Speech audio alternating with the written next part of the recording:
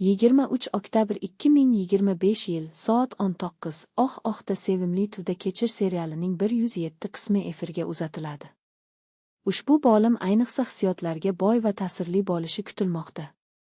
Ilyos, yo'l Kamazining haydovchisi, Nasiba esa 2 farzandli oilaning mehribon uy bekasi.